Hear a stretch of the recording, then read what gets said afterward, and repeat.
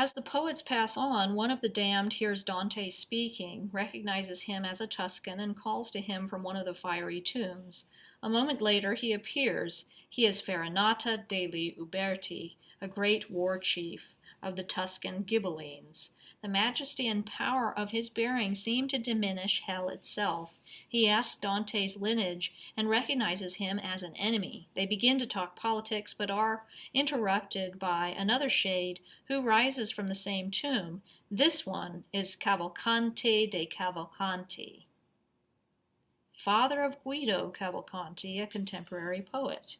If it is genius that leads Dante on this great journey, the shade asks, why is Guido not with him? Can Dante presume to a greater genius than Guido's? Dante replies that he comes this way only with the aid of powers Guido has not sought. His reply is a classic example of many-leveled symbolism, as well as an overt criticism of a rival poet. The senior Cavalcanti mistakenly infers from Dante's reply that Guido is dead and swoons back into the flames.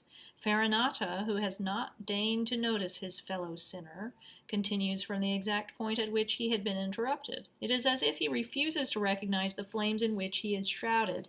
He proceeds to prophesy Dante's banishment from Florence. He defends his part in Florentine politics, and then, in answer to Dante's question, he explains how it is that the damned can foresee the future but have no knowledge of the present.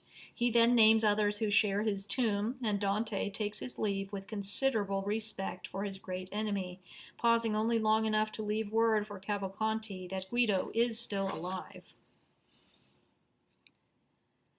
We go by a secret path along the rim of the dark city, between the wall and the torments. My master leads me, and I follow him. Supreme virtue, who through this impious land wheel me at will down these dark gyres, I said, speak to me, for I wish to understand. Tell me, master, is it permitted to see the souls within these tombs? The lids are raised and no one stands on guard. And he to me, all shall be sealed forever on the day these souls return here from Jehoshaphat, with the bodies they have given once to clay.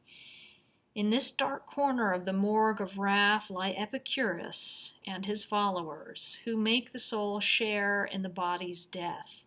And here you shall be granted presently not only your spoken wish, but that other as well, which you had thought perhaps to hide from me. And I, except to speak my thoughts in few and modest words, as I learned from your example, dear guide, I do not hide my heart from you. O Tuscan